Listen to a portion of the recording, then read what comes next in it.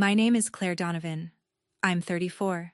I live in Minneapolis, and I coordinate corporate events for a living.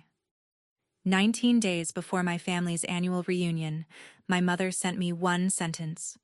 We're having the family reunion without you this year. We want peace. For 12 summers, I had used vacation days to inspect venues, negotiated room blocks, remembered who needed a ground floor room, and covered whatever the family fund failed to pay. Once, I paid a late cancellation fee from my own checking account because 3 relatives changed plans and nobody else answered the resort's email. No one thanked me. They only noticed when something was missing. I read the message. Relief came first, so sharp it almost felt like laughter. Then came guilt. My thumb hovered over the screen while an instinct told me to apologize, ask what I had done, and offer to fix whatever version of me had disturbed their peace. Instead, I typed one word: perfect. Then I sat at my kitchen table staring at it, my hands trembling. For the first time, I did not volunteer to repair a problem someone else had created. What they apparently forgot was that the reunion was never a magical family tradition that renewed itself. Every room, meal, key, and lakeside activity existed because I made it exist through my small event planning company. This year's contract was waiting for my final signature and deposit. Their message arrived before I signed either one. I sent a written notice explaining exactly what that meant, and my mother answered, "We have it handled." I believed her. 19 days later, 63 relatives reached the resort. The pavilion doors were locked, the room block was gone, and the manager asked one question no one there could answer. Then my phone began to ring. Before I tell you what the manager said, and why call number 94 changed the whole family, tell me, what time is it where you are, and where are you watching from? I want to see how far this story travels. To understand how 63 people could arrive at a resort and discover that their reunion did not exist, you need to understand the arrangement my parents had spent years refusing to understand. The resort was not holding 63 separate reservations. It issued one master event agreement covering 28 guest rooms, the North Shore Pavilion, 2 catered dinners, a breakfast buffet, dock access, and a Saturday pontoon cruise. The agreement was under Clear Day Events, the tiny LLC I had created for freelance work. I was the contracting party, authorized host and guarantor. The resort dealt with me because I had insurance, a business card with enough room for the deposit, and a record of bringing the group back every summer. My relatives paid my parents in uneven installments. My parents sent me whatever they collected. I paid the vendors, absorbed shortfalls, and chased late reimbursements after everyone had gone home. The system was foolish, but it had grown gradually. The first year, I stepped in when my father forgot to reserve enough rooms. The next year, my mother told everyone I was so good at these things. By year 5, help had become duty. By year 8, my parents stopped asking before announcing dates. They would post, "Claire has everything booked," while I was still negotiating. When I suggested adding them as co-signers, my father said, "Why complicate it? You know the manager." When I proposed collecting deposits before booking, my mother accused me of making family feel like customers, so my name stayed on the risk while theirs stayed on the welcome banner. This year, I had negotiated a tentative hold, not a completed booking. The resort sent the final agreement on May 3rd with a clear deadline, signature and a $9,800 deposit due May 12th at 5 o'clock. Until both arrived, the inventory was only temporarily blocked. After the deadline, rooms and event spaces would return to public sale. Because the weekend coincided with a fishing tournament and 2 weddings, the sales manager warned me that nothing could be restored once released. I forwarded that warning to both parents in March, April, and again when the contract arrived. Then, on May 6th, they excluded me, for peace. I did not cancel anyone's rooms. There were no individual rooms to cancel. I simply refused to sign a new legal obligation for an event I had been ordered not to attend. Within 15 minutes of replying, "Perfect," I sent a second message to both of them. "Since I will not be attending or coordinating, I will not execute the master agreement or pay the deposit. The tentative hold expires May 12th at 5 p.m. You must contact Lake Marin Resort before then to create a new agreement in your own name. The resort cannot transfer or discuss my business account without my written authorization. Please confirm you understand." My father answered first, "Understood." My mother followed with, "We have it handled. Please respect our request for space." I took screenshots, saved the email thread, and copied the resort sales manager on a final note releasing me from the negotiation. The manager replied that she would be happy to draft a new contract for my parents if they contacted her before the deadline. I did not block that. I did not tell the resort to reject them. I did not hide the manager's number. It appeared in every message and on the resort website. I even transferred the reunion spreadsheet to my parents. Guest count, accessibility needs, meal notes, vendor contacts, and a checklist labeled "Actions Required Before May 12th. For 3 days I kept expecting a practical question. None came. What arrived instead were cheerful posts in the family group. Matching t-shirts, a trivia contest, a sunrise photo with the caption, "Peaceful weekend ahead." My name was not mentioned. On May 13th, the sales manager sent me a routine confirmation that the unsigned hold had expired. I archived it. A week later, my cousin Evelyn asked whether the resort needed her children's ages for the meal package. I told her gently, "I'm not coordinating this year. Please check with my parents." Her pause lasted long enough to tell me she had not known. That was when doubt began crawling up my spine. Maybe my parents had not told anyone I was excluded. Maybe they had let the family assume I was still doing the invisible work. I opened the group chat, typed a warning, deleted it, typed another, and deleted that too. I had already given the responsible adults the deadline, the contact, and the complete file. If I stepped back in, I would prove their favorite theory. They could reject me publicly and still summon my labor privately. So I did nothing. Was that cruel, or was it simply the first time I allowed "we have it handled" to mean exactly what it said? The reunion began on Friday, May 31st. I had taken that day off months earlier for setup, but after being excluded, I canceled the vacation request and decided to work from home. At 8:07 that morning, while I was reviewing a conference budget, my mother posted a photograph of 3 SUVs on the highway with the caption, "Lake Weekend." At 9:42, my father posted the reunion logo I had designed the previous year.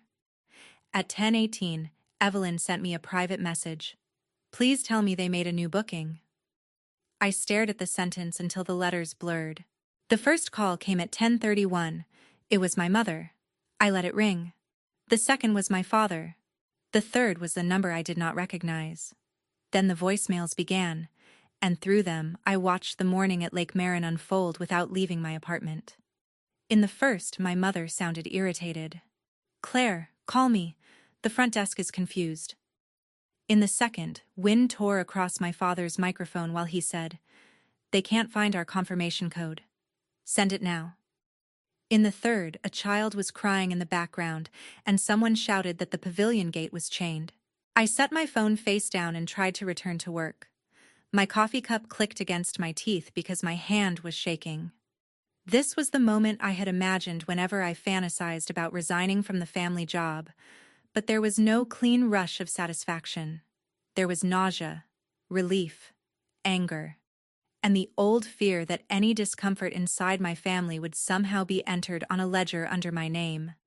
When my father called for the 7th time, I picked up the phone and nearly swiped to answer.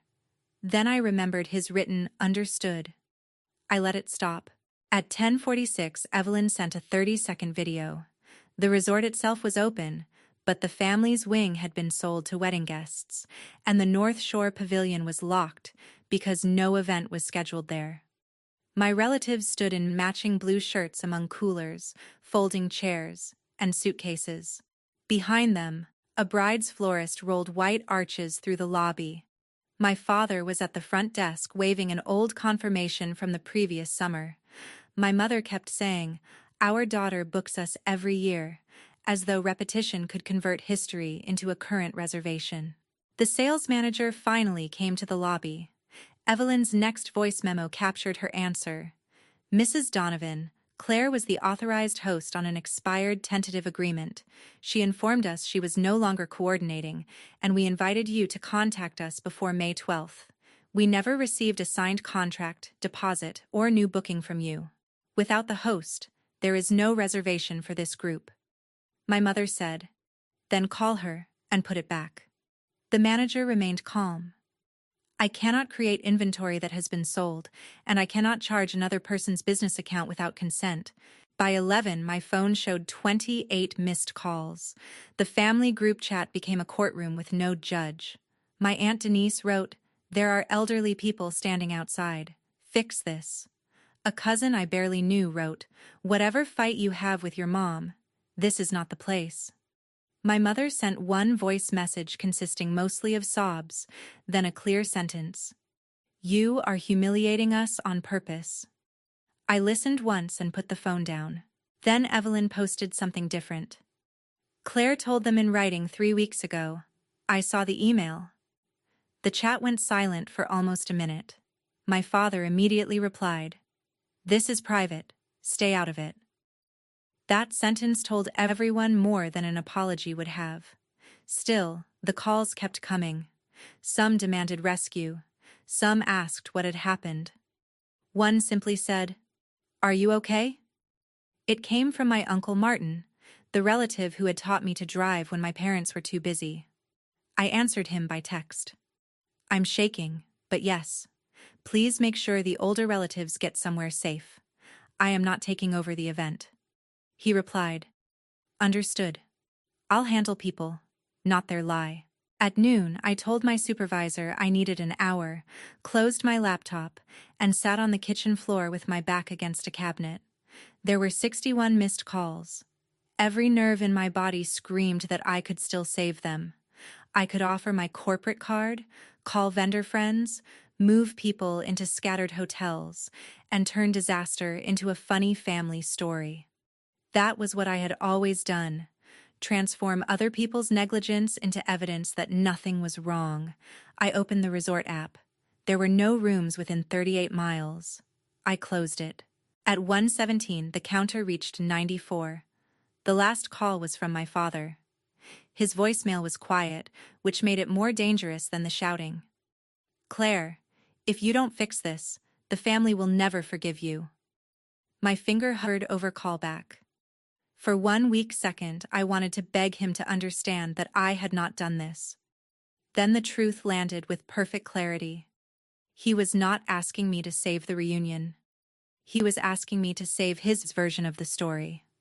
I deleted nothing, answered no one, and sent one line to the group. "Please direct logistical questions to the people who said they had it handled." The consequences arrived in fragments. Evelyn kept me updated, but only after asking whether I wanted to know. I told her to send facts, not commentary. At 1:30, the last nearby hotel sold its final 2 rooms.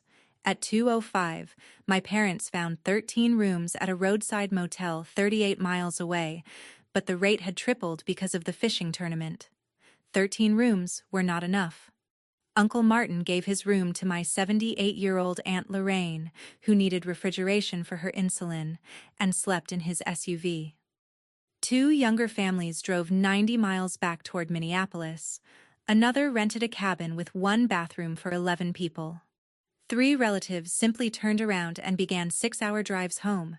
The money started bleeding next. My father put $11,960 in motel charges on a credit card. 5 emergency vacation rentals cost another $6,400. The chartered shuttle my mother had booked independently still charged $3,200 even though there was no resort event to shuttle people around. A photographer and acoustic duo arrived, discovered there was no pavilion, and retained their $2,150 in deposits. My parents then promised dinner at a steakhouse to keep everyone from leaving. With tax, gratuity, and a private room surcharge, one unhappy meal cost $7,170. By sunset, their peaceful weekend had cost them more than $31,000, and that did not include the relatives demanding refunds for contributions they believed had secured resort rooms. I did not enjoy hearing that. I had spent years telling myself that if I ever stopped helping, the relief would be pure. It was not. When Evelyn described my mother crying behind the motel while my father shouted at a booking website representative, my stomach tightened. I pictured their faces. I pictured Aunt Lorraine exhausted after the drive. For 10 minutes, I paced my apartment and hated myself. Then I opened the email where my mother had written, "We have it handled. Please respect our request for space." Their humiliation was real, but so was their decision. At 4:12, my phone rang from Uncle Martin's number. I answered because I thought there might be a medical problem.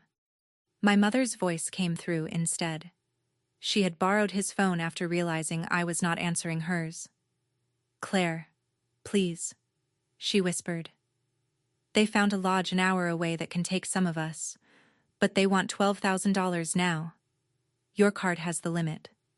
We will settle later."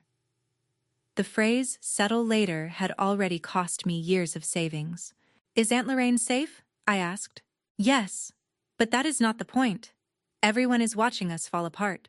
"Then what is the emergency?" Her voice hardened. "Your family is stranded because you canceled everything." "I canceled nothing. You removed the host before a contract existed. I gave you the deadline, and Dad confirmed it. You excluded me from the reunion, but you still expected my credit card to attend." She began crying again. "Do you hear how cruel you sound?" I almost apologized. The word rose automatically, ready to do what it had always done: erase my boundary before anyone else had to feel one. I pressed my palm against the kitchen counter until the edge hurt. "I hear someone who is not paying $12,000 to hide your choice." Then I asked her to return the phone to Martin and hung up. By evening, the reunion had separated into 4 locations. The matching shirts made the disaster impossible to disguise. A teenage cousin posted a short video of the locked pavilion with the caption, "Family Reunion Speed Run. No rooms, no food, no reunion." It spread through the family's social circles before his mother made him remove it. Inside the group chat, Uncle Martin asked a question that no one could soften. "Why did you tell 60 people the venue was confirmed after Claire warned you it was not?" My father answered that this was not the time to assign blame. Martin replied, "It became the time when I gave my bed to an elderly woman because you lied." My parents tried to continue.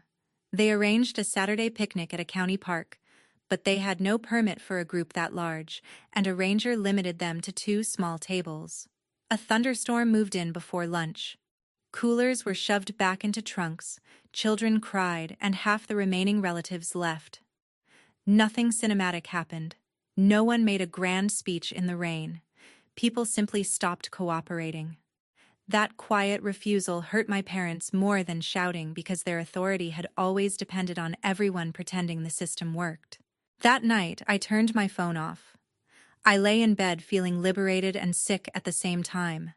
I had not caused the rain, the sold-out hotels, or the expired hold. Still, letting people face consequences felt wrong because I had been trained to experience usefulness as love. I reminded myself that I had protected the vulnerable person by confirming Aunt Lorraine was safe. What I refused to protect was my parents' image. For once, I allowed those 2 things to be different. By Monday morning, my parents had found a story they believed could save them. I had canceled a fully paid reunion in revenge because they wanted one peaceful weekend. My mother sent that version privately to relatives who had left early. My father posted, "A painful family dispute caused an unexpected venue cancellation. We did our best under impossible circumstances." He never named me, but he did not need to. Several comments praised my parents for holding the family together. One person called my behavior vindictive. I had promised myself I would not fight through 50 separate conversations, so I did not. I created one message for the reunion group. It contained 4 screenshots, their text excluding me, my notice of the deadline, my father's understood, and the manager's confirmation that the unsigned hold had expired. Beneath them I wrote, "There was no paid reservation to cancel. I was told not to attend on May 6th. I gave both hosts the booking deadline and all vendor information the same day. They acknowledged it. I will not debate documents." Then I muted the chat. The screenshots did what my explanations never could. They gave everyone the same timeline at once. Evelyn added the email she had seen and confirmed that the manager offered my parents a new agreement. Then my Aunt Denise, the same woman who had told me to fix everything, asked a second question. What happened to the money we sent? That was the twist my parents had not prepared for. Relatives had contributed $4,650 toward the weekend. My parents spent $1,600 on matching shirts, welcome bags, and decorations, believing I would put the $9,800 resort deposit on my card as usual. The remaining $3,050 was still in their reunion account. They had not stolen it, but they had told the group the resort was paid while expecting me to finance the gap. That distinction did not help them. People demanded refunds. Because the emergency weekend charges had already strained their cards, my parents had to pull money from savings to reimburse every contribution. I then shared one final document, not to punish them, but to close the door they kept pretending was open. It was my ledger from the previous 6 reunions. I had temporarily advanced more than $86,000 to vendors and never recovered $18,420 of it. The shortfalls came from upgraded rooms my mother promised people, late cancellations my father said were just part of hosting, and relatives whose balances my parents told me not to mention because it would be embarrassing. I had hidden those numbers for years to protect the family atmosphere. Seeing them together made me feel ashamed, not of the money, but of how easily I had been persuaded that silence was generosity. Uncle Martin's response became the sentence people repeated. You didn't exclude Claire for peace. You excluded her from the photograph and expected her card to remain in the room. After that, the family's center of gravity shifted. Denise apologized to me without excuses. 2 cousins sent their old unpaid balances. Evelyn said she had always assumed my parents reimbursed me immediately. Several relatives left the chat my mother controlled and created a new group with transparent budgets and no permanent host. My father was removed as treasurer by a vote he called disrespectful. My mother, who had introduced herself for years as the person who kept this family together, was not asked to lead anything.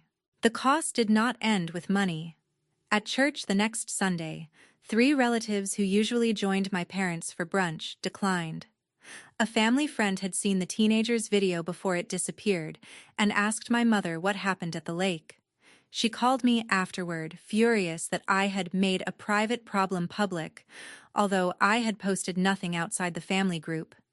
I said, "The locked door was public. The lie was yours." She hung up. Over the next 2 weeks, my parents tried different explanations. First, they misunderstood the deadline. Then, they thought the resort would honor our history. Finally, they claimed stress had made them overlook my message. Each version collapsed against the same written acknowledgement. The more they tried to move blame, the more relatives understood that the failed booking was only the visible problem. The deeper problem was that my parents considered my time, credit, and competence family property, even after declaring my presence disruptive. For me, the strangest consequence was quiet. My phone stopped filling with tasks disguised as questions. No one asked me to compare menus, fix a dietary spreadsheet, or persuade a vendor to waive a fee. I went to work, came home, and realized how much of my mental life had been occupied by anticipating needs no one else planned to meet. The silence did not feel lonely. It felt unfamiliar. My mother waited 9 days before trying the oldest weapons. Her first email said my father's blood pressure was dangerously high because his daughter had abandoned him. Her second mentioned that Aunt Lorraine was aging and asked how I would feel if the ruined reunion became her last family memory. Her third said, "You have proved your point. How much suffering is enough?" I checked privately with Martin. My father had seen his doctor, adjusted his medication, and was working normally. Aunt Lorraine was angry at my parents, not heartbroken by me. Once I separated facts from pressure, the panic in my chest eased. I wrote one boundary email. I will communicate by email only for the next 90 days. I will not organize, guarantee, advance money for, or rescue any family event. If you want to repair our relationship, post an accurate statement in the reunion group acknowledging that you excluded me, received the deadline, and assumed I would still secure the event. Do not use anyone's age or health to force contact. If that happens again, the 90 days restart. I read it 6 times before sending. On the 6th reading, I almost softened force into encourage. I left it. My father responded, "We are sorry mistakes were made." My mother wrote, "We are sorry you felt used."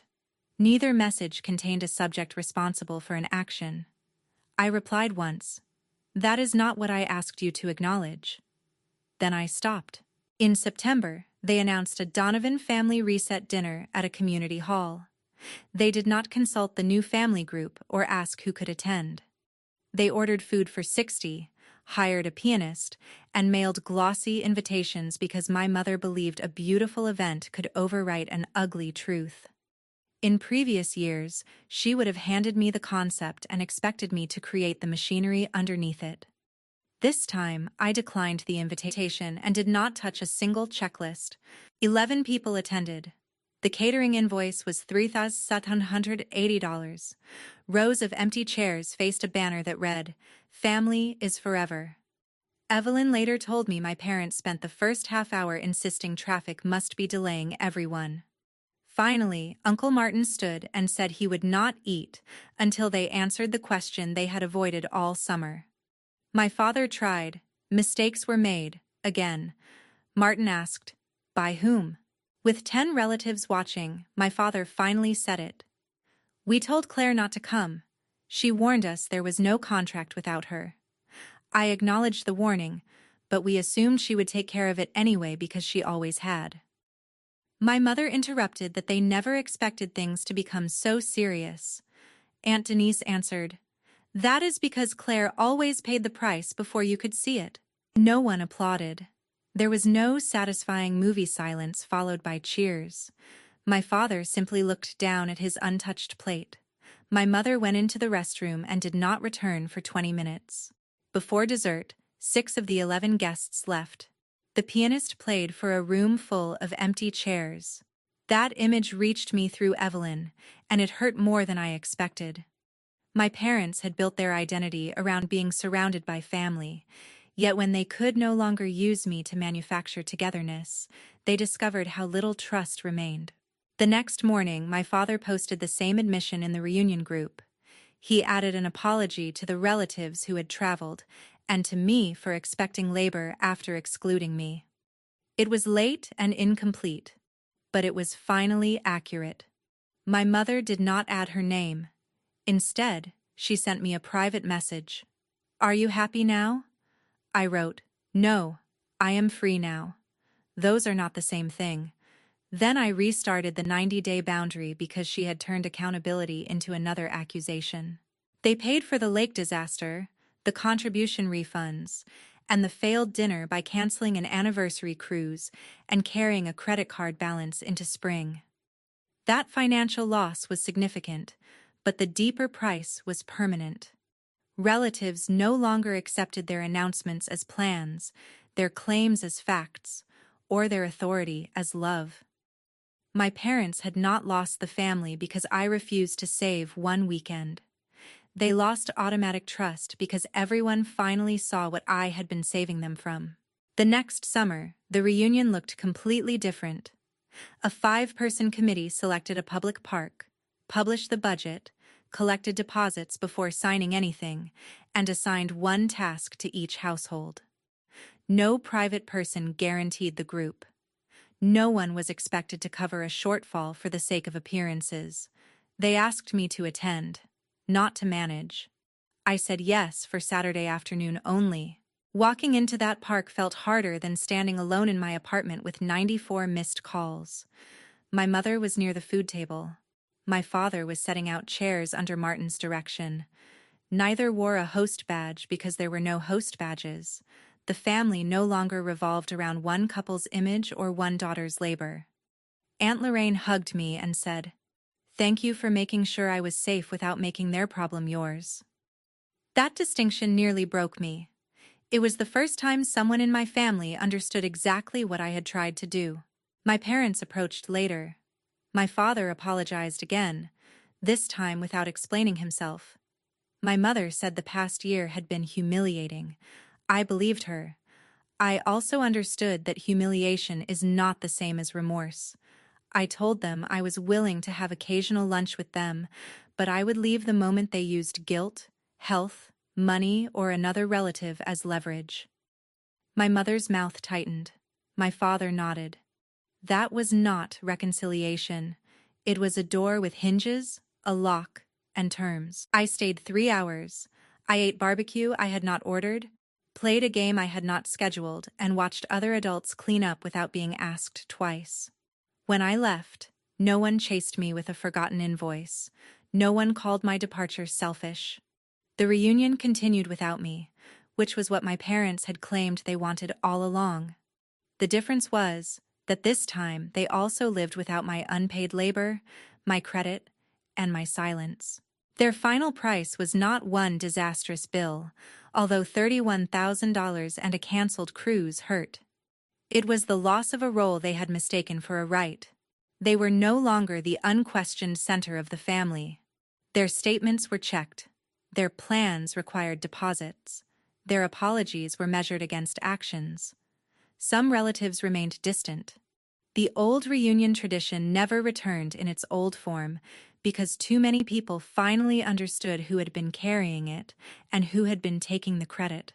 I once believed revenge required a clever trap. It did not. I did not sabotage a reservation, lock a door, or persuade anyone to turn against my parents. I gave them the information, accepted their answer, and stopped shielding them from the result. The most devastating consequence was simply reality reaching them without passing through me first. Real peace is not the silence produced when one person swallows every insult and pays every bill. Sometimes peace begins